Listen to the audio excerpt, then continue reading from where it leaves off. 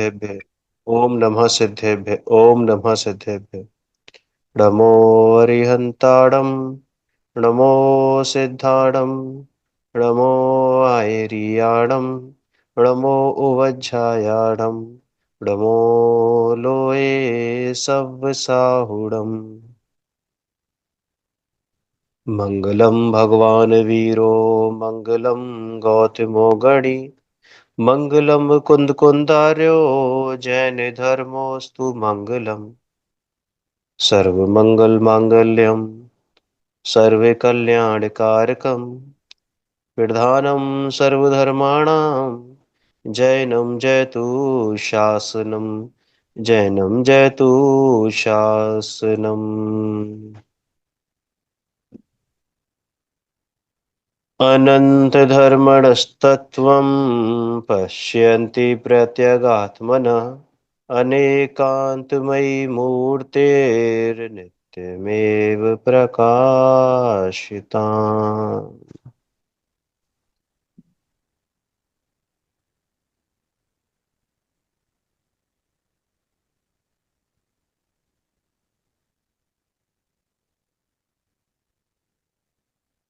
चर्चा चैतन्य की अपनी चल रही है और चर्चा क्रमांक 12 भाग 2।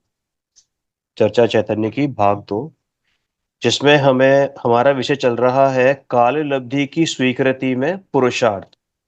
प्रश्न संख्या 16। प्रश्न आया है कि पुरुषार्थ में आलस नहीं होता, और बाबूजी कहते हैं कि पुरुषार्थ माने काल के भरोसे ना रहे कि जब होना होगा तब होगा, क्योंकि इसका अर्थ ये हुआ कि मुझे क्या करना है, जब होना होगा तब होगा। तो बेसिकली इसमें जब हम ये सोचते हैं कि जब होना होगा तब होगा, तो इसमें प्रायः पुरुषार्थ का अभाव माना जाता है, जबकि असलियत ये है कि इसको जान लेने पर सच्चा पुरुषार्थ जागृत होता है। देखो, एक बात बात सुनो कि वस्तु स्वरूप में द्रव्य गुण पर्याय के स्वरूप को समझने के बाद आपको पर्यायों का कर्ता बनना है या द्रव्य द्रव्य दृष्टि करनी है, द्रव्य का स्वामी बनना है। करना क्या है आपको ये बताओ। टोटल जो हमने वस्तु स्वरूप समझा, द्रव्य गुण पर्याय के स्वरूप को समझा, तो समझने के बाद जो हमने कंक्लूजन निकाला वो क्या निकाला? ये निकाला कि मैं अपरिणामी ध्रुव चैतन्य ज्ञायक भाव हूँ, ये मैं हूँ, ये मैंने निकाला इसका कंक्लूजन। या मैंने ये कंक्लूजन निकाला कि आमुख पर्याय प्रकट होगी तो मैं शुद्ध बुद्ध अविनाशी चैतन्य तत्व बनूंगा। जो मेरी महिमा है वो पर्याय के आधार से है या पर्याय के बिना ही मैं महिमावान हूं? क्या आपने डिसीजन क्या निकाला है पूरे जिनागम का? बताओ। पर्याय के बिना ही अभी की अभी मैं महिमावंत हूँ। अभी के अभी पक्का पूर्ण। हो? ये ये स्वीकार जो करता है, जो ये स्वीकार करता है, तो स्वीकार करना, स्वीकृति हो गई, इसको तो काल लब्धि से इंगित करते हैं। और पुरुषार्थ है स्वीकार करना। समझना ध्यान से। स्वीकृति की पर्याय कब प्रकट होती है? कि वो अपने काल अनुसार प्रकट होती है, तत्समय की योग्यता अनुसार प्रकट होती है। स्वीकृति की पर्याय को कब प्रकट होना है? बोले स्वीकृति की पर्याय को तो जब प्रकट होना है तब प्रकट होना है, स्वकाल में प्रकट होना है। और मुझे स्वीकार कब करना है? कि जब स्वीकृति की पर्याय प्रकट होगी तब मैं स्वीकार करूं, या मैं स्वीकार करूं कि मेरा स्वरूप ऐसा है। करना क्या है मुझे बोलो? कि पर्याय की दृष्टि करना यह स्वीकार करना है, या पर्याय की दृष्टि छोड़कर द्रव्य दृष्टि करना यह स्वीकार करना है। यदि आप ये मानते हो कि पर्याय प्रकट होगी तो स्वीकार होगा, तो आपको द्रव्य का स्वरूप समझ में नहीं आया, क्योंकि काल लब्धि से द्रव्य थोड़ी प्रकट होता है। काल लब्धि में तो पर्याय प्रकट होती है। क्या कहा? काल लब्धि का जो इंडिकेशन है, काल लब्धि जो सूचना दे रही है, जो सूचित कर रही है, वो द्रव्य को सूचित कर रही है या पर्याय को सूचित कर रही है? काल लब्धि वास्तव में सूचित किसको कर रही है? पर्याय को। पर्याय को। पर्याय को सूचित कर रही है। और जब यदि तेरी दृष्टि पर्याय पे है, यानी कि काल लब्धि की जो सूचना देने वाली पर्याय है ना, तो काल लब्धि की दृष्टि करना दैट मीन्स पर्याय की दृष्टि करना। यदि तेरी पर्याय की दृष्टि है तो तुझे द्रव्य का मान बहुमान आया ही कहाँ? और जिसे द्रव्य का बहुमान आया नहीं उसकी काल लब्धि भी कभी आती नहीं है। और जैसे द्रव्य का बहुमान आया है उसे काल लब्धि से क्या लेना। लेकिन जिसे द्रव्य का बहुमान आता है उसकी काल लब्धि निश्चित ही रूप में आती ही आती है। कुछ पकड़ में आई बात, नहीं पकड़ में? तो बेसिकली काल लब्धि है क्या और पुरुषार्थ किसका नाम है? तो बोलते पर्यायों का मैं करता नहीं हूं। ध्यान से समझना। मैं तो स्वभाव से शुद्ध चैतन्य ज्ञायक भाव तत्व हूं, ऐसी दृष्टि करे। पर्यायों का कर्ता ना बने। ध्यान से समझना। पर्यायों का कर्ता ना बने तो पर्यायों की दृष्टि ना करे, द्रव्य की दृष्टि करे। इसी का नाम है पुरुषार्थ और इसी का नाम है काल लब्धि। क्या कहा? पुरुषार्थ और काल लब्धि कोई दो भिन्न बातें नहीं है। काल लब्धि की स्वीकृति क्या करना कि मैं पर्यायों का स्वामी नहीं हूं और पर्यायों का कर्ता नहीं हूं। बोलो कौन सी पर्याय के कर्ता बनना है तुमको? कौन सी पर्याय तुम आगे पीछे कर सकते हो? कौन सी पर्याय को लाने से रोक सकते हो? कौन सी आई हुई पर्याय को बदल सकते हो अथवा बीती हुई पर्याय को ला सकते हो? क्या कर सकते हो? बोलो पर्याय के संबंध में तुम क्या कर सकते हो? कि कुछ नहीं कर सकते तो पर्याय दृष्टि छोड़ दो। कौन हो तुम कि मैं शुद्ध बुद्ध अविनाशी निज चैतन्य ज्ञायक भाव हूं, उससे इसके सिवा कुछ नहीं हूं? ऐसे निज चैतन्य ज्ञायक भाव की तरफ अपने उपयोग को जोड़ो। तो जो पर्याय की दृष्टि छोड़ते हैं द्रव्य की दृष्टि करते हैं ऐसे जीवों की काल लब्धि प्रकट होती है, इसी का नाम पुरुषार्थ है। जो काल की दृष्टि करते हैं अर्थात पर्याय की दृष्टि करते हैं उन्हें द्रव्य दृष्टि नहीं होती है और ऐसे जीवों की काल लब्धि प्रकट नहीं होती है। क्या कहा? कुछ बात समझ में आई या नहीं आई? है ना? समझ में आती है ना? काल की दृष्टि करना तो कर्तृत्व का बोझ है, कर्तृत्व का बोझ है। और यहां तो बोध करना है स्वरूप का, यहां तो बोध करना है स्वभाव का, यहां तो निर्णय करना है निज चैतन्य ज्ञान भाव का। पर्याय अपने को पर्याय स्वीकार करे तो निज चैतन्य ज्ञान भाव की स्वीकृति हो, या पर्याय अपने को द्रव्य स्वीकार करे तो निज चैतन्य ज्ञान भाव की स्वीकृति हो? बोलो कि पर्याय तो अपने को द्रव्य स्वीकार करे तो निज चैतन्य ज्ञान भाव की स्वीकृति हो। तो पर्याय ने अपने को द्रव्य स्वीकार लिया है, इसका इंडिकेशन है काल लब्धि। तो पकड़ में ही बात। काल लब्धि कुछ नहीं है, काल लब्धि क्या है? क्या है? देखो, रिपोर्ट कार्ड का जो नंबर है वो क्या है? रिपोर्ट कार्ड पे जो नंबर आया है पुरुषार्थ का फल, पुरुषार्थ का वो फल, क्या है? कि वो पुरुषार्थ जो का तूने फल। एग्जाम में लिखा है, वो जो तू एग्जाम में लिख कर आया है, ये वो तू क्या लिख कर आया? मैं बहुत बढ़िया लिख कर आया हूँ। वो तो वो बताएगा, रिपोर्ट कार्ड बताएगा। क्या कहते हैं? बेटा तेरा एग्जाम कैसा हुआ? पापा मैंने बहुत बढ़िया एग्जाम करा। कोई बात नहीं, वो तो रिपोर्ट कार्ड बताएगा। ऐसे कहते हो ना कि मुझे द्रव्य दृष्टि हुई है। कोई बात नहीं, वो तो काल लब्धि से पता चल जाएगा। और तू रिपोर्ट कार्ड में नंबर बढ़ाना चाहता है तो क्या कर? रिपोर्ट कार्ड की दृष्टि कर या एग्जाम की दृष्टि कर? बोल, करूं क्या? एग्जाम की दृष्टि कर, रिपोर्ट कार्ड पे नंबर आपो आप बढ़िया आएगा। ऐसे ही जिसे काल लब्धि प्रकट करनी है, अर्थात वो निजी चैतन्य ज्ञान भाव का स्वरूप, वो जो भाव है प्रकट होना चाहिए, वो करना है। वो क्या करे? बोले द्रव्य की दृष्टि करे। जो द्रव्य की दृष्टि करते हैं उनके काल लब्धि प्रकट होती ही होती है। और जो काल लब्धि के भरोसे बैठे हैं उनको द्रव्य दृष्टि नहीं होने के कारण काल लब्धि भी प्रकट होती नहीं है। आई बात समझ में? तो काल लब्धि की स्वीकृति और पुरुषार्थ की में, पुरुषार्थ द्वारा काल लब्धि की स्वीकृति करना माने क्या? काल लब्धि के स्वरूप को स्वीकार करना। क्या स्वीकार करना? कि मैं पर्यायों का कर्ता नहीं हूं, ये स्वीकार कर।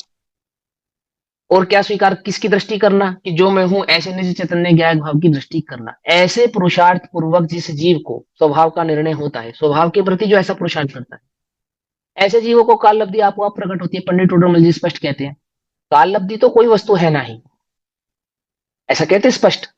वो तो जिस काल में जो कार्य होता है उसको काल लब्धि से इंडिकेशन करते हैं। ये लिखा ना उन्होंने। काल लब्धि क्या है? काल लब्धि कोई कोई वस्तु नहीं है। तेरे कार्य को, जो तू कार्य किया है तूने, वो उस कार्य का इंडिकेशन है, सूचना है उस काल लब्धि से। तू पुरुषार्थ करे, द्रव्य की दृष्टि करे तो उस ही जिस समय तो जो स्वीकार करेगा वही काल लब्धि कहलाती है। तूने इस समय अपने को देह स्वीकार करा, यही तेरी काल लब्धि है।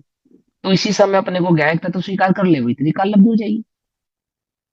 समझ नहीं पाती? समझ? कोई काल आएगा तुझे स्वीकार करवाने तो पर्याय स्वीकार कराने नहीं आती है द्रव्य को कि तू द्रव्य है। तो स्वयं अपने को द्रव्य स्वीकार करता है तो उस पर्याय को काल लब्धि में प्रकट हुआ ऐसा कहा जाता है, ऐसा वस्तु का स्वरूप है, ऐसा ही वस्तु का स्वरूप है। यहाँ ये बात समझाई जा रही है। समझ में आई बात? नहीं समझ में आई? पकड़ में आती है ना? तो ध्यान से समझो। बोलो भैया, तुम्हें समय दर्शन प्रकट करना है? बोले हाँ करना है। क्या करूं? कि जिस काल में प्रकट होना होगा उस काल में प्रकट होगा। तो तुझे कभी प्रकट नहीं होगा। क्यों प्रकट नहीं होगा? क्योंकि तुझे समय दर्शन की महिमा है, तुझे पर्याय की महिमा है, और तुझे लगता है कि पर्याय प्रकट होगी तो मैं सुखी होऊंगा। और यहाँ कह रहे हैं कि तू सुख का निधान अभी के अभी है, पर्याय प्रकट होने से तो सुखी नहीं होता, पर्याय की प्रकटता से तो शुद्ध नहीं होता। तू अभी अभी इसी समय निज निज चैतन्य ज्ञायक भाव की ओर देख, तो तू अपने को शुद्ध अविनाशी अजर अमर चैतन्य ज्ञायक भाव ही पाने वाला है, जो स्वयं ही सुख का सागर है, सुख का निधान है। अभी देख, अभी देख, अभी के अभी देख। क्या देख रहा है? क्या देख रहा है बता? अभी तो क्या है? क्या है तो अभी बता? क्या है? ध्येय है, परिणाम है, या चैतन्य है? क्या है? बोल। तो अभी अपने को चैतन्य देख, तो उसे वही काल लब्धि है। तो अपने को भी चैतन्य नहीं देखता, वो तेरी मिथ्या रूप काल लब्धि है। समझ में आती है बात? नहीं समझी? काल लब्धि के भरोसे तो अपने को चैतन्य देखेगा, हाँ, ये काल से परे अपने को चैतन्य देखेगा। बोलो। चैतन्य तो काल से परे है ना। त्रिकाली, त्रिकाली का मतलब जो काल से बाधित ना हो उसे त्रिकाली कहते हैं। अर्थात जिसे काल बाधित ना कर सके, जो काल के आधार से परिणमित ना होता हो, जिसकी सत्ता काल के आधार से ना हो, उसे कहते त्रिकाली। कुछ समझ में आया नहीं आया? हमने तो सुना था जो तीनों काल में हो उसको त्रिकाली कहते हैं। इसका यही तो अर्थ है कि काल जिसका कुछ बिगाड़ नहीं सकता, अर्थात जो काल से प्रभावित नहीं होता है। काल बदल जाता है पर जो नहीं बदलता है उसी को तो त्रिकाली कहते हैं। और तू क्या कहता है कि काल प्रकट होगा तो मैं प्रकट होऊंगा, और हम कह रहे हैं कि काल से तू प्रकट नहीं होता, काल के प्रकट और प्रकट भाव में भी तू सदैव प्रकट रहता है, तू सदैव ऐसा का ऐसा ही रहता है। तो पुरुषार्थ क्या है? काल की दृष्टि करूं वो पुरुषार्थ है, या स्वभाव की दृष्टि करूं वो पुरुषार्थ है? तो बोले स्वभाव की दृष्टि करे ये पुरुषार्थ है। तो फिर काल लब्धि क्या है? वो तो इंडिकेशन है, सूचना देगी। वो तो क्या सूचना देगी? कि तूने स्वभाव की दृष्टि कर ली है। क्या कहा? तूने स्वभाव की दृष्टि कर ली है। इसका इंडिकेशन कौन देगा? इसका इंडिकेशन देगी काल लब्धि। समझ आई बात? नहीं समझ में आई? काल लब्धि क्या कर रही है? सूचना दे रही है। क्या सूचना दे रही है? बोलो भैया। सुबह 4 बजे सूरज निकलेगा। सुबह 4 बजे सूरज निकलेगा, ऐसे ही है ना? तो घड़ी में 4 में अभी बजा देता हूँ, सूरज निकल जाएगा। क्यों? 4 बजे निकलेगा ना वो तो। 4 बजे नहीं निकलेगा? और तुम तो कह रहे हो 4 बजे निकलेगा, 4 अभी बजा देते हैं, अभी निकल आएगा सूरज, निकल आएगा। ये सूरज का निकलना और घड़ी में 4 बजना, ये बिल्कुल सेपरेट बातें हैं, दो अलग अलग बातें हैं। ऐसे द्रव्य अपने उस पर्याय भाव से बिल्कुल सेपरेट है। समझना ध्यान से, उल्टा नहीं पकड़ना, हल ग्रहण नहीं करना। परिणाम के बिना परिणामी और परिणामी के बिना परिणाम नहीं होते। तो भी दोनों में स्वभाव में कितनी भिन्नता है? जमीन अत्यंत भिन्नता आसमान है। की। जमीन हाँ, आसमान की। अत्यंत भिन्नता, दो द्रव्य जैसी भिन्नता। दो द्रव्यों की भिन्नता जैसी भिन्नता है, एक ही द्रव्य के द्रव्य स्वभाव और पर्याय स्वभाव में ऐसी भिन्नता है। तो किस स्वभाव की दृष्टि करने पर क्या प्रकट होगा? पर्याय स्वभाव की दृष्टि करने पर निरंतर दुख ही प्रकट होने वाला है, क्योंकि वो नश्वर है। द्रव्य स्वभाव की दृष्टि करने पर निरंतर सुख ही प्रकट होने वाला है, क्योंकि वो अविनश्वर है। पकड़ में ही बात? नहीं पकड़ में आई? किसकी दृष्टि करूं? बोले द्रव्य की दृष्टि कर। द्रव्य की दृष्टि करेगा, वो दृष्टि करने के समय को काल से इंडिकेट किया जाता है, ना कि काल के कारण द्रव्य की दृष्टि होती है। अर्थात घड़ी में 4 बजेंगे तो सूरज निकलेगा, ऐसा नहीं। ये बात पक्की है कि जब सूरज निकलेंगे उस समय घड़ी में 4 बजे होंगे। क्या कहा? लेकिन 4 बजने के कारण सूरज नहीं निकला है। अर्थात वो पर्याय प्रकट हुई है इसलिए तू शुद्ध नहीं है। काल लब्धि आई है इसलिए तुझे समय दर्शन हुआ है, ऐसा नहीं है। काल लब्धि ने तो तेरे पुरुषार्थ को इंडिकेट किया है, बतलाया है।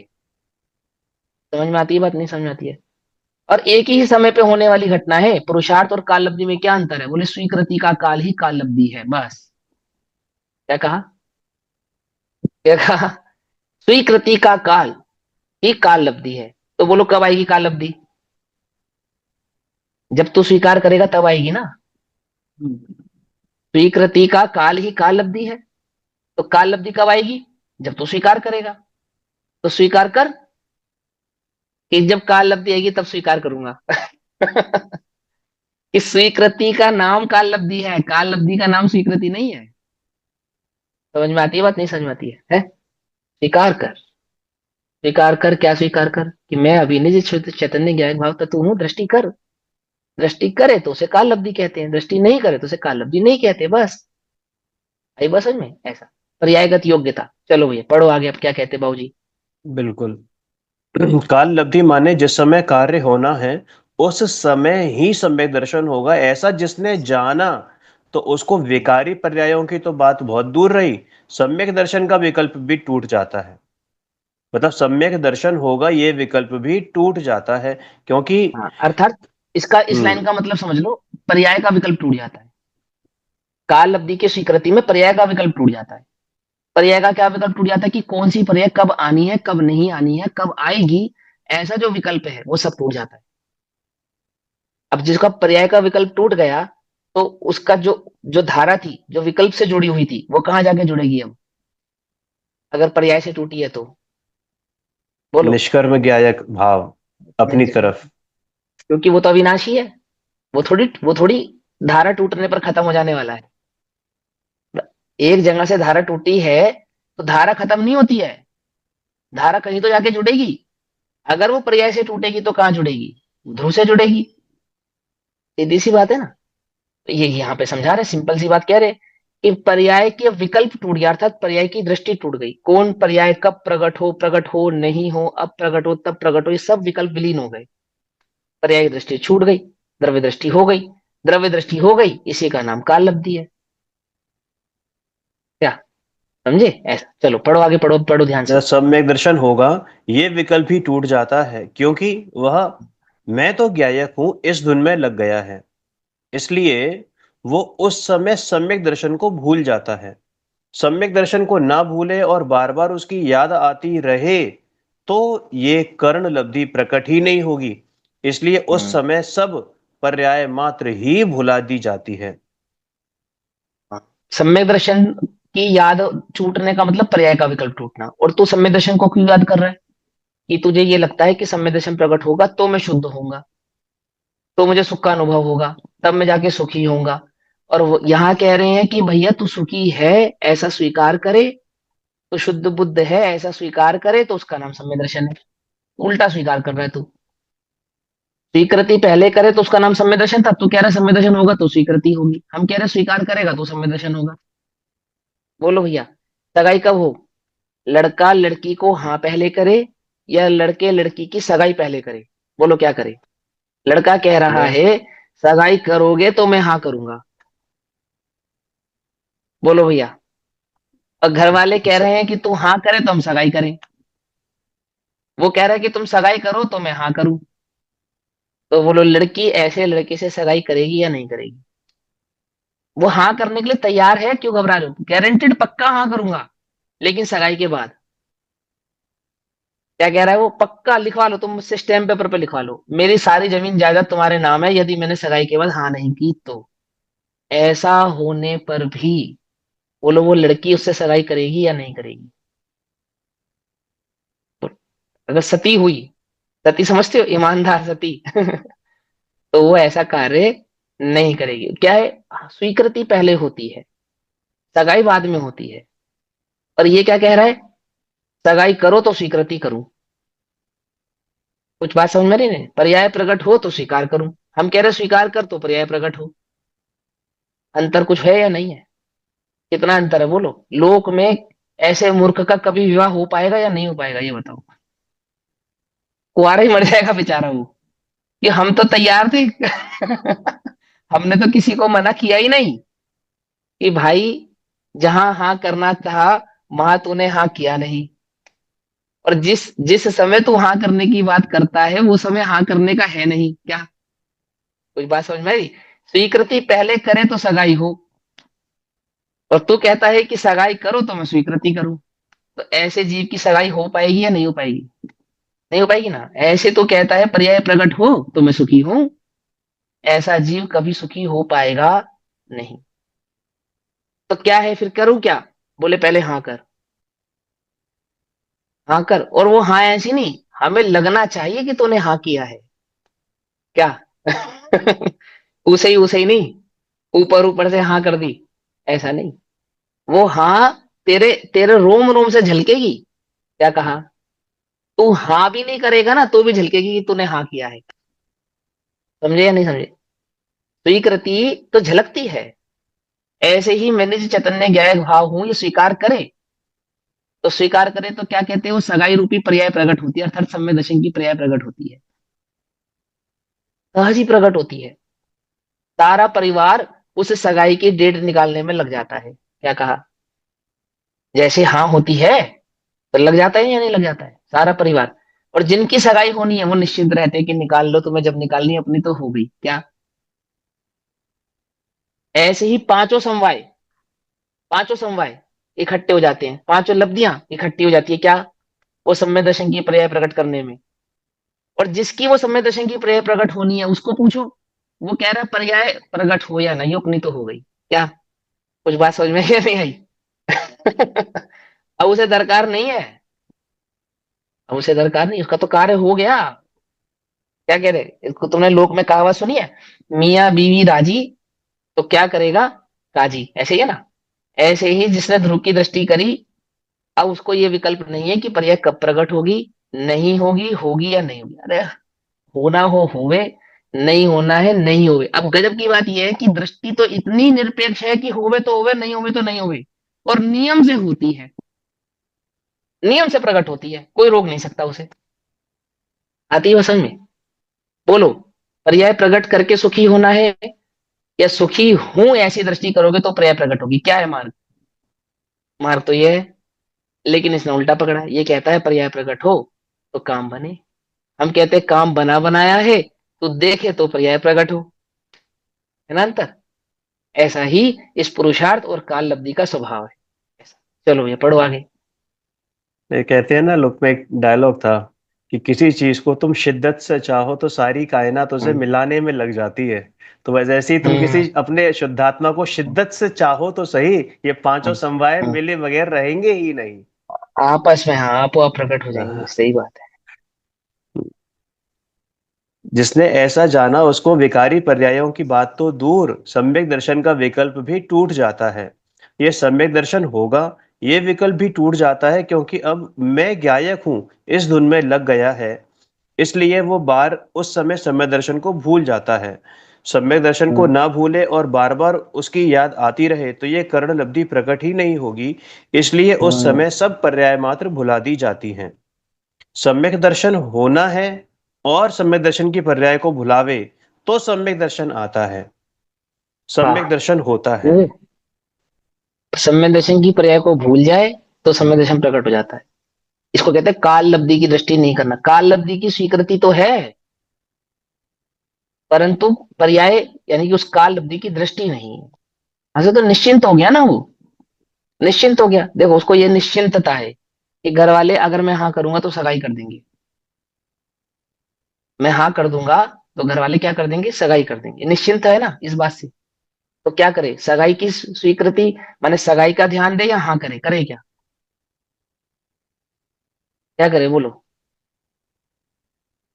है कि तुम पे भरोसा नहीं है, तुम पहले वेन्यू बुक करो, कार्ड छपवाओ, घराती भरातियों को बताओ, इतना तुम काम करो तो फिर मैं हाँ करूंगा। क्या पता लगा मैंने हाँ कर दी और तुमने सगाई नहीं की तो, बोलो। ऐसा भय है मुझे तो उसका कार्य बन जाएगा, नहीं बनेगा ना। न, तो तुम क्या कह रहे हो कि वो सम्य दर्शन की पर्याय प्रकट हो तो काम मैं हाँ करूं। वो कह रहे भैया हमें परवाही नहीं है, क्योंकि पक्का स्वीकार है ना, पक्का पता है। काल अवधि की स्वीकृति का मतलब क्या है, ये स्वीकार है, ये पता है कि वो भाव प्रकट हुए बिना रहेगा नहीं। ये पक्का पता है कि यहाँ हाँ की नहीं और यहाँ पर्याय प्रकट हुई नहीं, अर्थात यहाँ वो सगाई हुई नहीं। तो क्या करूं, सगाई की दृष्टि नहीं करता, अब तो हाँ करना है या नहीं करना है इस पे ध्यान देता है। इस पर ध्यान देता है। ऐसे ही या स्वीकार करूं या नहीं, ये स्वीकार किसका करना है, उसके स्वरूप की ओर ध्यान देता है। स्वरूप आ गया तो बस यही हाँ है, हाँ हो गई। अब हाँ हो गई, इस हाँ का नाम ही वहां काल लब्धि में पर्याय का प्रकट होना है, ये है बात। हाँ तो सगाई में फिर भी समय लगेगा, यहाँ समय नहीं लगता, यहाँ हाँ होना ही पर्याय का प्रकट होना है, लेकिन पर्याय दृष्टि से नहीं होगा, ऐसा कह रहे हैं, है ना। चलो आगे। सम्यक दर्शन को याद करे तो वो उतना ही दूर जाता है।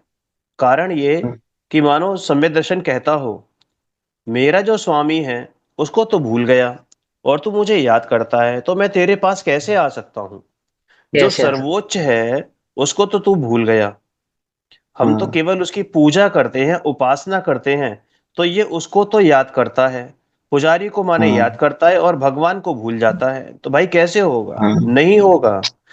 उस हाँ समय ये काल लब्धि की तरफ से विमुख होता जाता है। बल्कि हाँ पुरुषार्थ की ओर से कहें तो जो सम्यक दर्शन की पर्याय प्रकट होना है, आत्मानुभूति हाँ प्रकट होना है, वहां हाँ उसकी याद भी बिल्कुल भी नहीं आती। क्योंकि यदि हाँ। याद आए तो फिर वो कर्ण लब्धि नहीं होगी। वहां विमुख हो उपयोग जाता का है काल विषय। लब्धि की तरफ से, काल लब्धि से विमुख होता है, विमुख होता है मतलब पर्याय की दृष्टि छोड़ता है। देखो, काल लब्धि का मतलब है प्रगट पर्याय की सूचना, बस इतना समझो आप। काल लब्धि का क्या मतलब है, जो पर्याय प्रगट है उसकी सूचना करना, ये काल लब्धि का स्वरूप है। तो वर्तमान की काल लब्धि क्या बतला रही है, तुम्हारा स्वरूप वर्तमान का जो तुम्हारी प्रगट पर्याय है, काल लब्धि इसकी सूचना कर रही है बस। पर्याय कहना, काल कहना भी एक अर्थवाची है आगम में, मालूम। कहीं कहीं पे पर्याय को काल भी कहते हैं, कहीं कहीं पे पर्याय को काल भी कहते हैं, समय भी कहते हैं, आत्मा का दूसरा नाम समय भी है या नहीं है।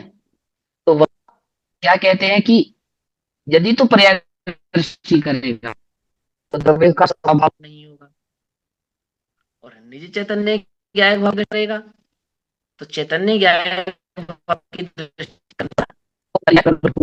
हाँ, ठीक है, बात तो यही है कि द्रव्य की दृष्टि करे सो पर्याय प्रकट हो, मार्ग तो यही है।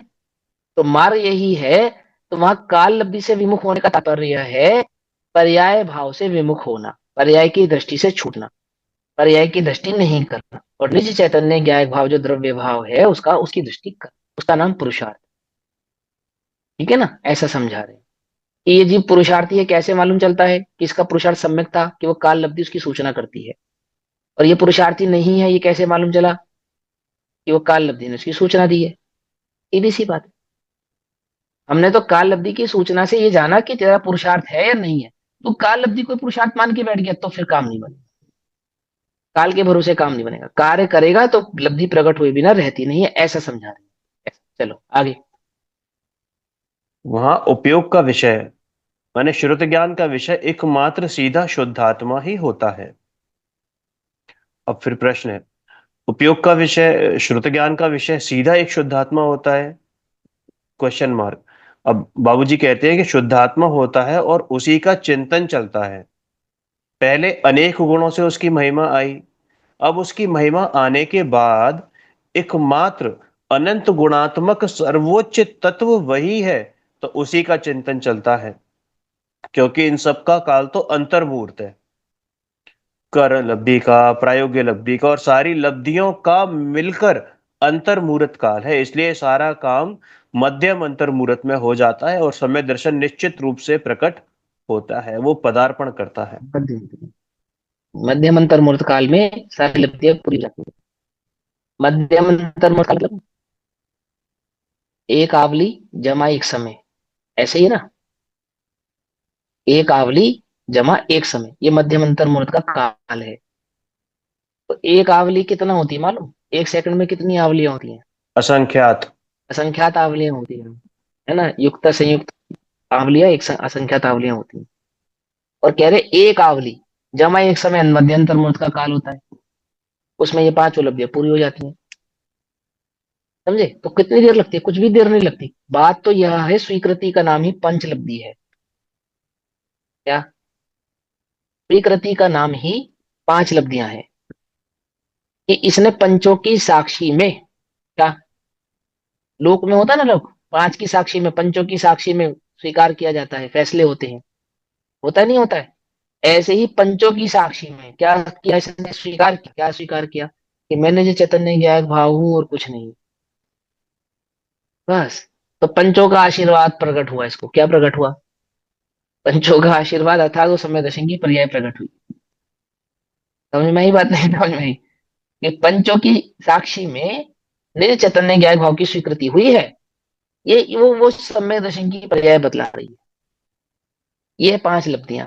क्या है 5 लब्धियां, स्वीकार करना ही पांचों लब्धियां है, इससे अलग कुछ नहीं। क्या स्वीकार करना, कि मैं, मेरा जो स्वभाव है निज चैतन्य ज्ञान भाव, वही मैं हूं और कुछ नहीं। और ये पांचों लब्धि इसी का नाम है और किसी का नाम नहीं है। देशना लब्धि माने अपने स्वरूप की खबर होना, देशना लब्धि माने अपने स्वरूप की खबर होना, एवं लब्धि माने स्वरूप की समझ आना, विशुद्धि लब्धि माने स्वरूप को स्वीकार करने की ओर प्रेरित होना। समझ में ही बात, नहीं समझ में। और करण लब्धि माने स्वरूप को स्वीकार कर लेना। पकड़ में ही बात, नहीं पकड़ में ही, एक ही तो भाव है, स्वीकृति, स्वीकृति की शक्ति, स्वीकृति की योग्यता, स्वीकृति की प्रगटता, ये सब 5 लब्धियां हैं। 5 लब्धियां क्या बता रही है कि ये स्वीकृति की इसमें योग्यता है, पात्रता है, जिसको स्वीकार करना है उसके स्वरूप को पहचानता है, और स्वीकार करने के लिए रुचिवंत हुआ है, प्रेरित हुआ है, और स्वीकार कर लिया है। क्या कहा, स्वीकार कर लिया है। बैट्समैन ने बैट से बॉल को मारा। अब बॉल के लगने से लेकर और बॉल के बाउंड्री पार जाने तक का जो वर्णन है, डॉक्यूमेंट्री, डॉक्यूमेंट्री कहते हैं, कमेंट्री, कमेंट्री, वो कमेंट्री है ना, वो कमेंट्री है। तो बॉल के लगने से लेकर और बॉल के पार जाने तक की कमेंट्री होती है। तो ऐसे ही वस्तु स्वरूप के स्वीकार करने से लेकर और वस्तु स्वरूप की स्वीकृति तक, स्वीकार करने की प्रेरणा से लेकर स्वीकृति तक की जो कमेंट्री है, वो 5 लब्धियां है बस। क्या है 5 लब्धियां, वो कमेंट्री हो रही है। क्या कमेंट्री हो रही है कि ये इसके अंदर स्वरूप को प्रकट करने की योग्यता है, ये इसने स्वरूप को समझने की योग्यता के साथ स्वरूप को समझ लिया है, समझने के बाद इसको स्वरूप को प्रकट करने की रुचि उत्पन्न हुई है, और ये इसने स्वरूप को प्रकट कर लिया है। बस ये 5 लब्धियां और कुछ नहीं है। 5 लब्धियां, आप वो आप होती है। तुझे क्या करना है, तुझे स्वरूप स्वीकार करना है बस, और कुछ नहीं करना है। जो स्वरूप स्वीकार करता है उसे पांचों लब्धियां होती हैं। और पांचों लब्धियों की एकाग्रता का नाम है काल लब्धि। क्या, जहां पांचों लब्धियां इकट्ठी होती है, जिस समय पांचों लब्धियां इकट्ठी होती है, उस समय का नाम है काल लब्धि। आई बस समझ में। जिस काल में ये पांचों इकट्ठी हो गई, वो काल क्या हो गया, वो काल क्या हो गया, काल लब्धि हो गया। काल। कि भैया बहुत टेढ़ा काम है, 5 इकट्ठी करनी पड़ेगी। अरे पांचों आपो आप इकट्ठी होगी, तुझे तो सिर्फ स्वीकृति करनी है। एक स्वीकृति को 5 प्रकार से समझा रहे हैं। क्या 5 नहीं है वहां, एक स्वीकृति के को 5 भावों से समझाया जा रहा है। तो 5 की मेहनत नहीं करनी, तुझे तो स्वीकृति मात्र करनी है। और पांचों आपो आप इकट्ठी होती ही होती है।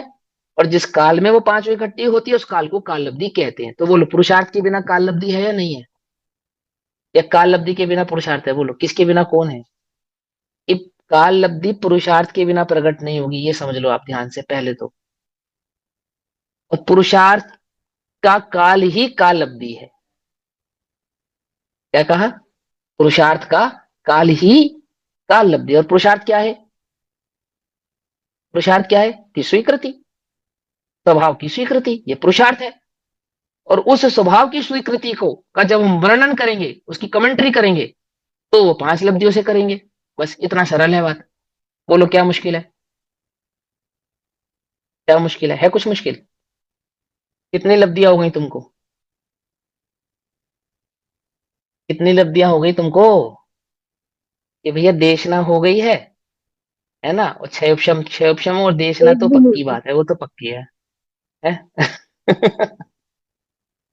ये दो तो पक्की है, कि हाँ एक अपेक्षा से पक्की भी है। अरे लब्धि स्वीकृति का नाम है, स्वभाव की स्वीकृति का नाम है। समझे या नहीं समझ में आई बात। हाँ, ऐसा है वस्तु स्वरूप। चलो भैया आगे पढ़ो। उपयोग का विषय, शुद्ध ज्ञान का विषय, सीधा एक शुद्धात्म, ये तो पढ़ लिया। सोगानी जी कहते थे कि मोक्ष होगा तब होगा, कि हाँ तब होगा जब होगा, लेकिन उसमें मुख्य बात ये कि मेरा नहीं होगा।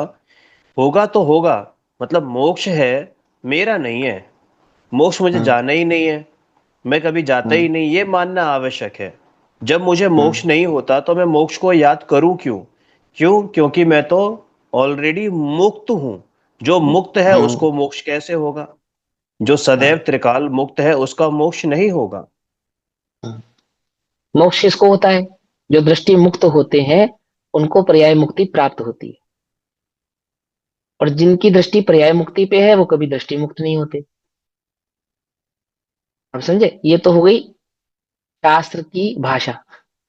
और इसको सरल भाषा में कैसे कहा? जिसने अपने को मुक्त स्वभाव स्वीकारा है, जिसने अपने में बंध स्वीकार ही नहीं किया। निश्चयभाषी की बात नहीं कर रहे हैं, अनुभवी की बात कर रहे हैं। जिसने अनुभव से जाना, क्या जाना? एक चैतन्य चिन्ह मात्र ज्ञायक मात्र ही मैं हूं, अन्य कुछ नहीं। और वो चैतन्य ज्ञायक भाव मात्र में कब हूं? कि अभी हूं। ये अभी हूं, ये स्वीकृति है, ये उसका मुक्ति का नाद है। नाद, क्या नाद है? कि मैं अनादि से अपने को पर से बंधा हुआ मान रहा था, वो मैं तो अभी अभी निज चैतन्य ज्ञायक भाव के आधार से ये जाना, क्या जाना? मैं तो मुक्त हूँ। मुक्त हूँ, ये घोषणा कर दी उसने। कदम घोषणा क्या कर दी? कि मैं मुक्त होऊंगा। क्या घोषणा कर दी? कि मैं मुक्त हूं। जो मुक्त हूं की घोषणा हो गई तो मुक्ति भी होगी, पर्याय में होती है। और वो हो चाहे ना हो उसकी अब दृष्टि नहीं है, क्योंकि मैं तो मुक्त मुक्त ही हूं। आई बस समझ में? ऐसा क्या है वो? जो दृष्टि मुक्त होते हैं तो पर्याय मुक्त अवश्य होते ही होते हैं। लेकिन जिन्हें पर्याय मुक्त की दृष्टि है उन्हें कभी भी पर्याय मुक्ति प्राप्त होती नहीं है। ना वे दृष्टि मुक्त हो पाते हैं, ना पर्याय मुक्त हो पाते। ऐसा समझा रहे। चलो आगे। बड़ी ही बारीक सी रेखा है ये समझने में कि मैं मुक्त हूं, ये मानने में और ये अनुभव करने में। निश्चयभाषी हाँ। मानता तो है, मानने से मतलब बाहर बाहर से स्वीकृति रहती है, ऊपर थोतला कहते हैं ना, ऊपर पोपला सा। लेकिन सॉलिड रूप से जो अनुभवी जीव है, जो सोगानी जी थे, उनको अनुभव था कि हाँ भाई मैं मुक्त हूँ। लेकिन जो निश्चयभाषी होगा वो कहेगा, उसकी बातों में लगेगा कि देखो हाँ सुनो, ये बड़ी बड़ी बातें कर रहा है। देखो सुनो सुनो। मुक्ति की स्वीकृति या मुक्ति का नाद मतलब अनुभव ही तो है। वह नाद करने का मतलब कोई शंखनाद थोड़ी होना है। वहां कोई ढोल पिटारा थोड़ी बज रहा है। वहां कोई मन थोड़ी कह रहा है, विचार थोड़ी कह रहे हैं, इस बात को विकल्प थोड़ी कह रहे हैं। वो तो अनुभव कह रहा है। वो तो अनुभव ने स्वीकार किया है। जैसे अभी अनुभव स्वीकारता है मैं पुरुष हूँ, मैं मनुष्य हूँ, मैं अमीर हूँ, गरीब हूँ, मोटा हूँ, काला हूँ, आदि आदि भाव वाला हूँ। ऐसा एक अंतर से नाद है कि मैं मुक्त हूँ। अनुभूति का नाद है। वो नाद कैसा है? कि मौन है, शब्द नहीं है उसके, निशब्द है वो, निशब्द है। और वह क्या, उसका लक्षण क्या है? लक्षण क्या है? आत्मनुभूति से प्राप्त तत्व में ज्ञानानंद स्वभावी हूं। ये लक्षण है उसका। आत्मा ही अनुभूति है, अनुभूति ही आत्मा है। अनुभूति माने क्या? नाद। नाद क्या? कि मैं मुक्त हूं। तो मुक्त हूं ऐसा उसने अनुभव से जाना है, उसकी अनुभूति का नाम वहां पर मुक्ति वाली बात बता रहे नाद थे आप। मतलब अनुभूति नाद, है। हाँ, अनुभूति। नाद माने अनुभूति। मिथ्या दृष्टि के नाद में तो वचन है। वो तो विचारात्मक है, विकल्पात्मक है, कल्पनात्मक है। जो निश्चयभाषी है मुक्ति उसकी कल्पना है। और सम्यक दृष्टि ने मुक्ति को अनुभव किया है। जिसने वास्तव में स्वरूप को पहचाना है, निज चैतन्य ज्ञान भाव का अनुभव किया है, उसकी अनुभूति का नाम वहां मुक्ति है। और वहां निश्चयभाषी तो उसकी कल्पना मात्र कर रहा है, वो तो कल्पना में जी रहा है। समझ में बात नहीं? समझ में? तो वो कल्पना का नाम नहीं, निश्चयभाषी वाली मुक्ति नहीं है यहाँ पे। यहाँ तो निज चैतन्य ज्ञान भाव की स्वीकृति के साथ, अनुभव के साथ जो प्रकट भाव हुआ है उसका नाम यहाँ पे मुक्त है, जिसको ये दृष्टि ये मुक्त मतलब कहते हैं। ये मतलब हुआ शरीर से भिन्न जाना, अपने आप को अनुभव कर रहा, तो इसलिए मैं मुक्त हूँ। हाँ। हाँ, शरीर से भिन्न जाना है, सिर्फ इतना ही नहीं, पूरे विश्व से भिन्न जाना अपने को। समस्त लोकालोक से भिन्न एक निज चैतन्य ज्ञान भाव ही पहचाना उसने अपने को। ऐसा है ना, अनुभव करके जाना कि अन्य द्रव्यों से जैसा नहीं हो, बंध स्वरूप नहीं हो, आश्रव संबर निर्जरा मोक्ष आदि जो भाव है ये सब मेरे नहीं है। एक निज चैतन्य ज्ञान भाव मात्र ही मैं हूँ और कुछ नहीं।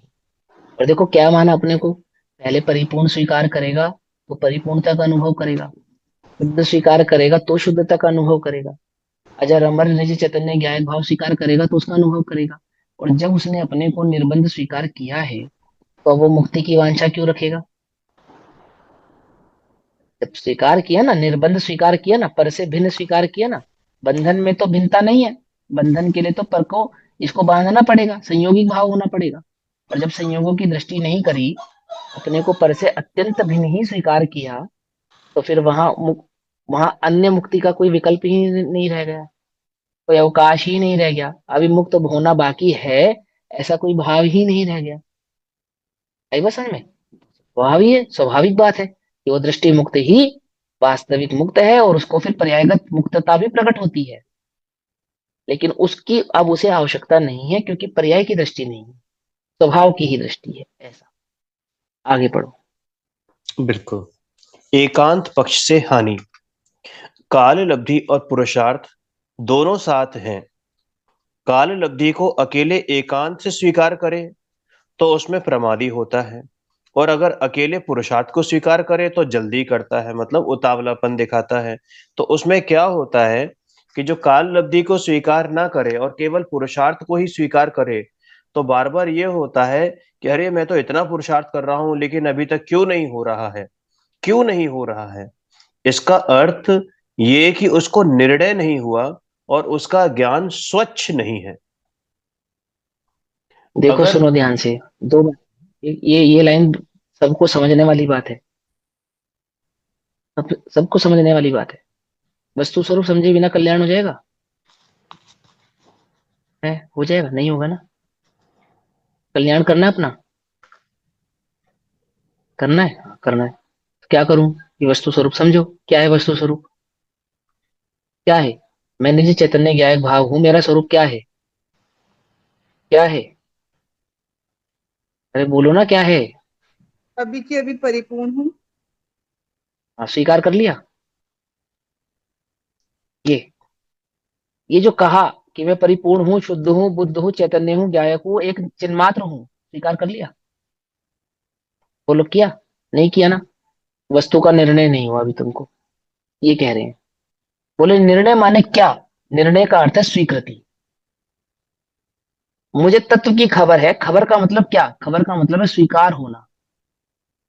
और जिस काल वो स्वीकार होगा उस काल ही का ही नाम काल लब्धि है। एक बात। दूसरी बात, पुरुषार्थ पुरुषार्थ करे, काल को गौण करे, अर्थात काल लब्धि को भूल ही जाए तो भी कार्य नहीं होता, और काल लब्धि के भरोसे बैठा रहे और पुरुषार्थ ना करे तो भी कार्य नहीं होता। तो हम दोनों का सामंजस्य कैसे बैठाएं? काल लब्धि और पुरुषार्थ, इन दोनों का सामंजस्य कैसे बैठाएं? क्योंकि एकांत से तो कार्य होगा नहीं, एकांत से तो कार्य होगा नहीं। एकांत माने क्या है यहाँ पर? या तो ओनली काल लब्धि या तो ओनली पुरुषार्थ, दोनों में से किसी एक को रखने से कार्य नहीं होगा। तो बोले दोनों को हम साथ कैसे लेकर चलें, ये बताओ आप तो हमें। तो बोले कि काल लब्धि का मतलब होता है पर्यायों की स्वतंत्रता। काल लब्धि का क्या मतलब होता है? पर्यायों की स्वतंत्रता। स्वतंत्रता स्वीकार है? बोले हाँ स्वीकार है। पक्का स्वीकार है कि हाँ पक्का स्वीकार है। तो पर्याय का विकल्प तो नहीं करना कि नहीं करूंगा। अब मुझे पुरुषार्थ समझाओ, पुरुषार्थ क्या है? बोले ये जो स्वीकार किया ना तुमने पर्यायों की स्वतंत्रता, ये स्वीकार किया? बोले हाँ किया। ये किसके लिए स्वीकार किया? किसकी किसकी पर्याय? वो कौन है पर्याय जिनकी स्वतंत्रता तुझे स्वीकार हुई थी? किसकी पर्याय ना स्वीकार हुई थी स्वतंत्र? है किसकी? मेरी मैं स्वयं मेरी द्रव्य आत्मा। की थी ना, मेरी थी ना, अपनी थी ना, निज चैतन्य ज्ञान भाव की थी ना। अब स्वभाव, अपने स्वभाव की स्वीकृति है, कौन है तू? अपने स्वभाव की स्वीकृति है तुझे? बोल। काल लब्धि की स्वीकृति, स्वभाव की स्वीकृति, स्वीकृति का नाम पुरुषार्थ। और काल लब्धि को साथ लेकर चलने का मतलब क्या है? पर्यायों की स्वतंत्रता की स्वीकृति। जब तूने पर्यायों की स्वतंत्रता को स्वीकारा तो तूने काल लब्धि को स्वीकारा, और जब तुमने स्वभाव को स्वीकारा तो उसको कहते हैं पुरुषार्थ। एक द्रव्य के दो स्वभाव हैं, पर्याय स्वभाव और द्रव्य स्वभाव। वस्तु के दो स्वभाव हैं। दो स्वभाव कौन कौन से? पर्याय स्वभाव और द्रव्य स्वभाव। दोनों स्वभाव को स्वीकारे, इसका नाम पुरुषार्थ। क्या कहा? दोनों स्वभाव को स्वीकारे, इसका नाम पुरुषार्थ। तो दोनों के स्वभाव को कैसे स्वीकारते हैं? कि पर्याय स्वभाव को स्वीकारना माने पर्यायों की स्वतंत्रता को स्वीकारना, उसके कर्ता नहीं बनना। क्या कहा? पर्याय के स्वभाव को स्वीकारना अर्थात क्या? कि पर्यायों की स्वतंत्रता को स्वीकारना, उसकी कर्ता नहीं बनना। यह है काल लब्धि की स्वीकृति। और द्रव्य की स्वीकृति क्या है? कि निज चैतन्य ज्ञायक भाव मात्र हूं, अन्य कुछ नहीं हूं, ऐसे अपने असंख्यात प्रदेशी अनंत गुणात्मक निज चैतन्य ज्ञायक भाव के स्वरूप को स्वीकारे, इसको कहते हैं द्रव्य की स्वीकृति। तो दो स्वीकृति है ना, स्वीकृति का नाम है पुरुषार्थ। स्वीकृति का नाम क्या है? पुरुषार्थ। पुरुषार्थ। किसकी स्वीकृति का नाम पुरुषार्थ है? द्रव्य स्वभाव और स्वभाव की पर्याय। स्वीकृति का। हाँ, तो कहेंगे स्वभाव की स्वीकृति का नाम है पुरुषार्थ। तो किसके स्वभाव की स्वीकृति का पुरुषार्थ? इस वस्तु के स्वभाव की स्वीकृति का पुरुषार्थ। कि क्या है वस्तु का स्वभाव? कि पर्याय का कर्ता मैं हूं नहीं, और एक निज चैतन्य शुद्ध बुद्ध चैतन्य ज्ञान भाव मात्र मैं हूं, और अन्य कुछ नहीं हूं, इसको कहते हैं वस्तु की स्वीकृति। वहां उस स्वीकार भाव में ही जब हम पर्याय की स्वतंत्रता की स्वीकृति की बात करते हैं, तो उसको कहते हैं कालब्धि। और जब वहां वस्तु की स्वीकृति की बात कहते हैं, तो उसे कहते हैं पुरुषार्थ। ये तो सिर्फ कहने का भेद है, वचन भेद है, वस्तु में भेद नहीं है। तो वस्तु तो अभेद है। जब वस्तु को स्वीकारा, तो परिपूर्ण स्वीकारा या अधूरा स्वीकारा? बोलो। पूरा का पूरा स्वीकारा। भैया एक प्रश्न मेरा यहाँ पे ये हाँ। उठता है, जब हमने काल अवधि की बात की और इस काल अवधि में हमने पर्यायों की स्वतंत्रता की बात की, है ना? और हम्म जब हम उसे समझते हैं, क्रमबद्ध पर्यायों को समझते हैं, वहां पे भी हम पर्यायों की स्वतंत्रता और पर्यायों में मैं कुछ करता नहीं हूँ, हेर फेर नहीं कर सकता, अदल बदल नहीं कर सकता, क्रमबद्ध पर्याय में भी हम ये समझते हैं। तो क्या काल अवधि और क्रमबद्ध पर्याय एक ही बात हुई ना फिर?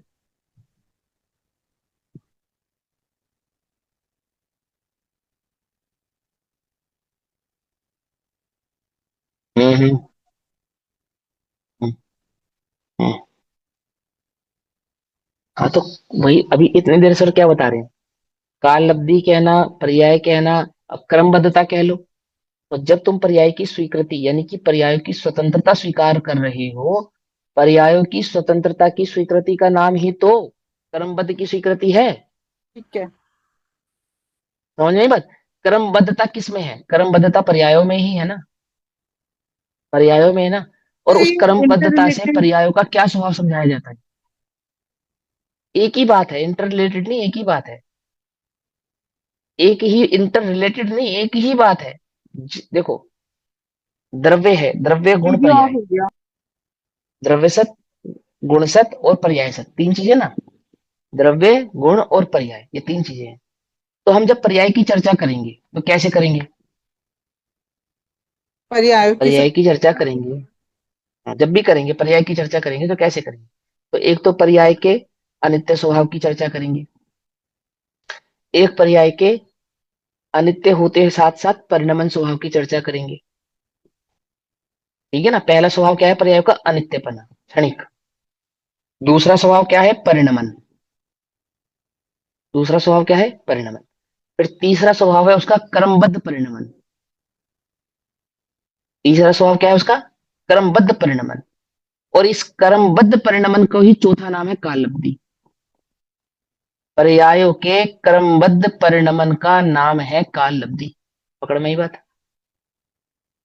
पकड़ में ही बात है ना? अच्छा, जब द्रव्य की स्वभाव की बात करेंगे तो क्या करेंगे? अपरिणामी। कब अपरिणामी? कि पर्यायों के प्रत्येक परिणमन काल के समय भी द्रव्य अपरिणामी। पर्यायों के विकारी अविकारी काल के परिणमन के समय भी द्रव्य अपरिणामी। पकड़ में ही बात? नहीं पकड़ में आई? आमुक पर्याय के प्रकट होने पर भी द्रव्य अपरिणामी, आमुक पर्याय के प्रकट नहीं होने पर भी द्रव्य अपरिणामी, और विकारी अविकारी शुद्धा बुद्ध आदि आदि पर्याय के प्रकट होने पर भी द्रव्य अपरिणामी। द्रव्य की चर्चा तो सदैव परिणामी भाव से ही होने वाली है। समझ में आ रही है बात, नहीं समझ में आ रही है? और उस अपरिणामी द्रव्य का स्वरूप है द्रव्यों में निज चैतन्य ज्ञायक भाव का स्वरूप कैसा है? कैसा है? कैसा है? एक चैतन्य एक मात्र। चैतन्य मात्र भाव है, शुद्ध बुद्ध अविनाशी असंख्यात प्रदेशी अनंत गुणात्मक, एक चैतन्य ज्ञायक भाव मात्र है बस। और वह चैतन्य ज्ञायक भाव मात्र कैसा है? ध्रुव। ध्रुव माने अपरिणामी। पकड़ में ही बात, नहीं पकड़ में? मां स्वभाव को, द्रव्य के स्वभाव की स्वीकृति को तो पुरुषार्थ से इंडिकेट किया जाता है, और पर्यायों के स्वभाव की स्वीकृति को काल लब्धि से इंडिकेट किया जाता है। कुछ बात समझ में आ रही है, नहीं आ रही है? एक ही द्रव्य के दो पक्षों की स्वीकृति को दो अलग अलग भावों से समझाया जा रहा है, एक काल लब्धि की अपेक्षा से और एक द्रव्य स्वभाव की अपेक्षा से, पुरुषार्थ की अपेक्षा से। पुरुषार्थ दोनों ही है, काल लब्धि की स्वीकृति भी और द्रव्य की स्वीकृति भी। अब द्रव्य का स्वरूप तो तुमने पहचाना नहीं। एकांती कौन है? जो द्रव्य के संपूर्ण स्वरूप को नहीं पहचानता वो एकांती है। पर्याय को समझे बिना द्रव्य समझ में नहीं आएगा, द्रव्य को समझे बिना पर्याय समझ में नहीं आएगी। कोई ये बोले मैंने द्रव्य तो समझ लिया, मुझे पर्याय समझ में नहीं आई। कोई ये कहे कि मुझे द्रव्य तो समझ में आ गया बट मुझे पर्याय समझ में नहीं आई, तो उसे समझ में आ गया? द्रव्य समझ में आ गया उसे? बोलो। द्रव्य के तीन सत हैं मेरे भाई, द्रव्य सत, गुण सत और पर्याय सत। तुझे कैसे द्रव्य समझ में आया? ऐसा अधूरा। पकड़ में आती बात, नहीं पकड़ में आती? है ना? एक ही है वो, एक ही द्रव्य है, उसके तीन स्वभाव है। तीन स्वभाव माने कि गुण और द्रव्य स्वभाव को एक गिनते ध्रुव, और पर्याय स्वभाव को पर्याय भाव से गिनते हैं। तो द्रव्य के स्वभाव का स्वीकार करना, स्वभाव की स्वीकृति होना, स्वीकृति का नाम है पुरुषार्थ। किसकी स्वीकृति का नाम पुरुषार्थ है? द्रव्य के स्वभाव की स्वीकृति का नाम पुरुषार्थ है। कैसा है वो स्वभाव? ध्रुव और परिणामी, ऐसे द्वैत स्वभाव वाला है।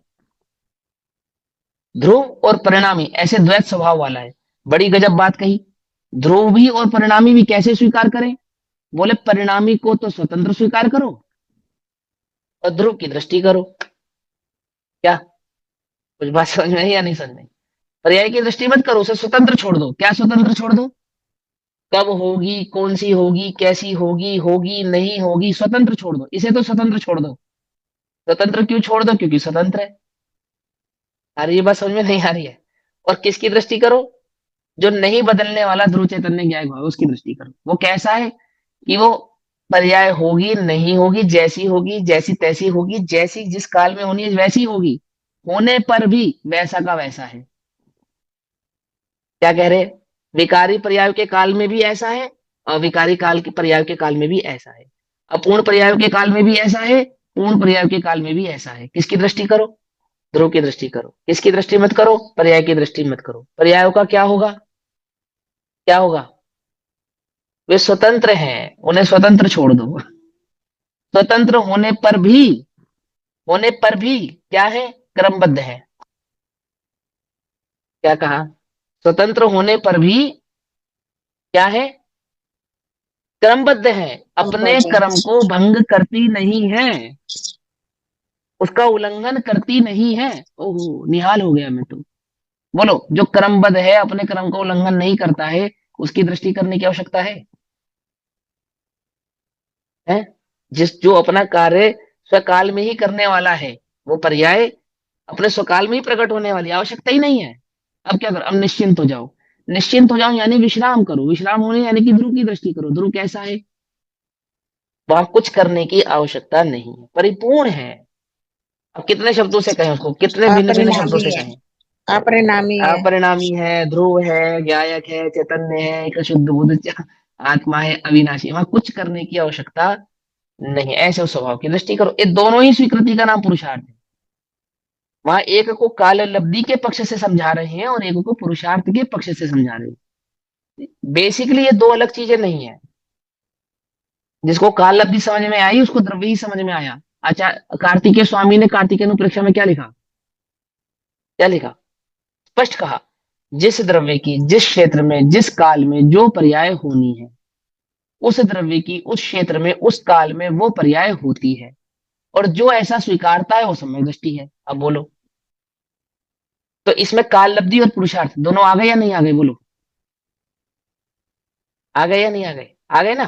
स्वीकारना ये पुरुषार्थ है। क्या स्वीकारना? कि पर्याय स्वतंत्र है, ये काल लब्धि है। पकड़ में आई या नहीं पकड़ में आई? पर्याय स्वतंत्र है, ये स्वीकारना काल लब्धि है। स्वीकार करना ये पुरुषार्थ है। पॉइंट समझ में आ रहा है या नहीं आ रहा है? दो बेसिकली भिन्न चीजें नहीं, आप ये मत समझो। अगर तुम यदि काल लब्धि के भरोसे बैठे हो, इसका मतलब तुमने पुरुषार्थ और काल लब्धि के बीच में भेद डाल दिया। जो दो नहीं थे उनको दो कर दिया। अब तुम अभेद में भेद करोगे तो वस्तु प्रकट होगी? बोलो, अभेद में भेद करोगे तो वस्तु स्वरूप प्रकट होगा? होगा या नहीं होगा? भेद नहीं ही होगा। होगा। हाँ भेद है, भेद में वस्तु स्वरूप प्रकट नहीं होता। हम कह रहे हैं कि काल लब्धि और पुरुषार्थ में भेद नहीं है, तू भेद कर रहा है। कौन भेद कर रहा है? जो एकांतिक है वो भेद कर रहा है। अर्थात या तो जो पुरुषार्थ पुरुषार्थ पुरुषार्थ कर रहा है, काल लब्धि को स्वीकार नहीं कर रहा है, अथवा जो काल लब्धि काल लब्धि काल लब्धि कर रहा है, पुरुषार्थ को स्वीकार नहीं कर रहा है, वो इन दो में भेद कर रहा है। जबकि इन दोनों में कोई भेद नहीं है, दोनों ही स्वीकृति का नाम है। स्वीकृति ही पुरुषार्थ है, पुरुषार्थ ही काल लब्धि है। ऐसा आई बस समझ में? ऐसा इस वस्तु का स्वरूप है, ऐसा कह रहे हैं। चलो भैया आगे पढ़ो। अगर ज्ञान स्वच्छ और निर्णायक हो तो फिर ये प्रश्न बीच में हम्म। पैदा नहीं होता कि मेरा पुरुषार्थ बराबर चल रहा है कि नहीं। पुरुषार्थ। यानी कि तुमने वस्तु का स्वरूप, यानी कि तुमने वस्तु का स्वरूप सही से निर्णित नहीं किया है, अगर तुम्हें बार बार ये प्रश्न उठ रहा है तो। आगे ना बात समझे। और तुम अगर वस्तु का स्वरूप सही प्रकार से निर्णय कर लो तो कहते हैं निर्णय का नाम ही काल लब्धि है, उसी का नाम पुरुषार्थ है। कुछ बात समझ में आ रही है नहीं आ रही है? बोलो, समय दर्शन प्रकट क्यों नहीं हुआ? क्यों नहीं हुआ? क्योंकि काल लब्धि नहीं आई, या तुमने स्वीकार नहीं किया? बोलो। स्पष्ट ही स्वीकृति तो है, नहीं हुई बिल्कुल मेरी। स्पष्ट लिखा है तुम्हें। हाँ, नहीं नहीं, मुझे स्वीकार तो हो गया है, बस अब वो काल अवधि रह गई है, बस वो काल अवधि आएगी तो मुझे समय दर्शन हो जाएगा। तुझे अभी ना काल अवधि के स्वरूप की खबर है, ना वस्तु के स्वरूप की खबर है, ना पुरुषार्थ की खबर है, तुझे कोई खबर नहीं है। तुझे इतना ही नहीं मालूम, वस्तु के स्वरूप को तो स्वीकार करता, स्वीकृति का नाम ही पुरुषार्थ था, और पुरुषार्थ की प्रकटता का ही नाम काल अवधि था। और तू क्या कहता है कि वस्तु का स्वरूप तो मुझे स्वीकार है, मैंने निर्णय कर लिया है, मुझे मालूम चल गया है, बस काल अवधि बाकी है, वो आवे तो सम्य दर्शन प्रकट हो जावे। ये तो गलत पॉइंट हो गया ना, जो दिमाग में हाँ, बैठा हुआ हाँ, था कि हाँ, ऐसा ठीक है, नहीं जब है। होना होगा हो जाएगा, काल लब्धि जब आएगी आ हाँ, जाएगी। दिमाग में यही हाँ। बसा हुआ था ना। काल निर्णय नहीं हुआ इसलिए नहीं आई है, ये समझ लो। ये इस छल में मत रहना कि निर्णय तो हो गया है और काल अवधि बाकी है, इस छल में मत रहना। इसलिए क्या करूं मैं, बताओ, काल अवधि लाने के लिए क्या करूं, बोलो, अच्छा सा आंसर दो। स्वतंत्र स्वीकृति, स्वीकृति करनी है। हाँ, स्वतंत्रता, स्वीकृति करनी किसकी? स्वतंत्र पर्याय की। किसकी? अपने द्रव्य ध्रुव की। स्वभाव की, अपने स्वभाव ध्रुव की, की। वस्तु वस्तु के के स्वभाव, स्वभाव की, है ना, स्वभाव की। उसमें हाँ। द्रव्य और स्वभाव और स्वीकृति कब पर्याय होती है? स्वभाव दोनों हो जाएगा। ठीक है, ठीक है। अब वो स्वीकृति कब होती है? पुरुषार्थ वही कब होती है? स्वीकृति ही तो पुरुषार्थ है, स्वीकृति ही तो पुरुषार्थ है। कब होती है? कब होती है? कब होती है? निर्णय होने पर कि मैं परिपूर्ण हूँ अभी जब तक। वस्तु स्वरूप, जब वस्तु वस्तु स्वरूप स्वरूप समझ में आता है। वस्तु स्वरूप समझ समझने में पर। आता है, समझ में आता है तो निर्णय होता है। अब तुम्हें निर्णय नहीं हुआ और काल अवधि नहीं हुई, इसका मतलब क्या है? वस्तु स्वरूप की खबर नहीं है। समझ नहीं आया। अब मैं क्या करूं? क्या करूं, जल्दी बोलो। वस्तु स्वरूप वस्तु समझ। स्वरूप समझने का प्रयास कर, पुरुषार्थ। बस। हम्म। हो गया ना काम? हो गया ये पुरुषार्थ। तेरा पुरुषार्थ तो एकमात्र तत्व निर्णय करना है। बोलो, कहा पंडित टोटमल जी या नहीं कहा? और पुरुषार्थ करने पर काल लब्धि प्रकट हो नहीं हो, वो भवितव्यता है, आदि आदि। बेसिकली बात तो यह है कि तू राइट पुरुषार्थ करेगा, यानी सही निर्णय करेगा, तो प्रकट हो जाएगी। निर्णय सही कब होता है? जब सही वस्तु स्वरूप समझ में आता है। तो हम क्या करें? वस्तु स्वरूप समझने का प्रयास करो, बस। सिंपल। आई बस समझ में? ऐसा कह रहे हैं। अब तुम्हारा वर्तमान का पुरुषार्थ क्या होना चाहिए? कि वस्तु स्वरूप समझने में उपयोग को लगाना। तो पुरुषार्थ चल रहा है उल्टा, कि वस्तु स्वरूप तो मुझे समझ में आ गया है, बस अब थोड़ा सा ध्यान करना बाकी है। एक दिन रात को 2-3 बजे नींद खुलेगी, मैं ध्यान में बैठूंगा, और बस वो काल लब्धि आएगी और वो समय दर्शन प्रकट हो जाएगा, आत्मा का साक्षात्कार अनुभव हो जाएगा, और बस अपना तो काम हो जाएगा, क्योंकि आधा काम तो मैं कर चुका हूँ।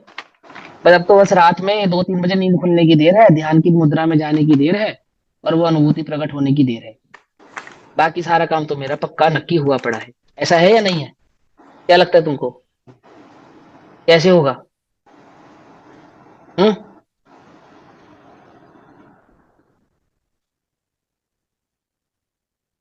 कैसे होगा? कि निर्णय करने से होगा, सही सोचने से होगा। तो स्वरूप को समझने में अपने उपयोग को लगाओ। ऐसा ऐसा कह रहे हैं इस लाइन में। ये जो अंतिम लाइन बोली है ना, इस लाइन में ये कह रहे हैं। पढ़ो भैया इस लाइन को फिर से। अगर ज्ञान स्वच्छ और निर्णायक हो तो फिर ये प्रश्न बीच में पैदा ही नहीं होता कि मेरा पुरुषार्थ बराबर चल रहा है कि नहीं। पुरुषार्थ जिस हम्म। गति से चल रहा है उसी गति से काम होना है, तो वो अपने समय पर हम्म। होना है। अगर पुरुषार्थ की गति तीव्र हो तो काम जल्दी हो जाता है, लेकिन यदि मंद है तो थोड़ा समय लगता है। उसी को काल लब्धि कहते हम्म। हैं कि जिस समय होना है उसी समय होगा, और पुरुषार्थ की धारा भी उसी गति से चलेगी। अब उसमें क्या, क्यों, कब, किसका प्रश्न ही पैदा नहीं होता। अकेले पुरुषार्थ को स्वीकार करे, काल लब्धि को स्वीकार न हम्म। करे, तो बारंबार विकल्प पैदा होंगे कि और क्या हम्म। पुरुषार्थ करना है ना। ज्ञायक का ही चिंतन एकदम एक साथ कर तो रहा हूं, पर फिर भी क्यों नहीं हो रहा। तो इसका, ये उसका ज्ञान स्वच्छ नहीं है, उसका ज्ञान अभी हम्म। गंदा है, माने निर्णायक ज्ञान नहीं है। और निर्णायक ज्ञान हाँ, में पॉइंट बड़े ध्यान से सुनना ही सारे। ये सब ध्यान समझ, ये जितने भी बाबूजी पॉइंट्स आपको बता रहे हैं ना, इधर नोट करो, ध्यान से समझो ये, क्योंकि ये वास्तविक भूल है। बोलो, तुमको लगता है कि तुम्हारा ज्ञान निर्णायक नहीं है? लगता है? तुम्हें तो लगता है कि मुझे वस्तु स्वरूप का पूरा निर्णय है। निर्णय है मुझे, मुझे मालूम है। मैं शुद्ध बुद्ध अविनाशी निजी चैतन्य का एक भाव हूँ। बोलो, तुम काल अवधि के भरोसे बैठे हो नहीं बैठे? तुम्हें अभी भी लगता है ना कि वो केवली के ज्ञान में पर्याय प्रकट, वो जब झलकी होगी जिस काल में, उस काल में वो आएगी। ज्ञान तो मेरा स्वच्छ ही है, ज्ञान तो मेरा निर्मल ही है। लगता है तुम्हें या नहीं लगता? बोलो। बोलो। जबकि बात ऐसी नहीं है। बात ऐसी है कि ज्ञान निर्मल और स्वच्छ हो, तो उस स्वच्छता निर्मलता में वस्तु स्वरूप की स्वीकृति होती है। और स्वीकृति का नाम ही काल लब्धि है। उससे अलग कुछ नहीं है वो। उससे अलग कुछ नहीं। स्वतंत्रता स्वीकार कर, स्वीकार। कार्य हुए बिना रहेगा नहीं। समझे? ऐसा है। चलो भैया, इसको लाइन को पूरा कर दो, समय हो गया। बिल्कुल निर्णायक ज्ञान में एक भी प्रश्न पैदा नहीं होता। मानो उसको तीन लोक और तीन काल का और अपनी आत्मा का और आत्मा की त्रिकाल पर्यायों का, सब का सर्व समाधान वर्तता है, उसको निर्णय कहते हैं। तीन लोक बताओ। संबंधी एक भी प्रयोजन भूत प्रश्न बाकी नहीं रहता, उसका उत्तर उसके ज्ञान के पास रहता है। इसलिए हम्म। ज्ञान को सर्व समाधानकारी कहते हैं। हाँ, ये ज्ञान को सर्व समाधान कारक कहते हैं, इसलिए कहते हैं। आई बात समझ में? ठीक, तो इस प्रकार ये वस्तु स्वरूप में काल अवधि और पुरुषार्थ के स्वभाव को हमने समझा। बाकी चर्चा समय अनुसार करेंगे। तब तक के लिए सभी को जय जिनेन्द्र। ओम नमः सिद्धेभ्यः। निज निधि निज में बताई, यह अनंत उपकार है। उसके लिए जिन वाणी माँ को वंदना शत बार है, वंदना शत बार है।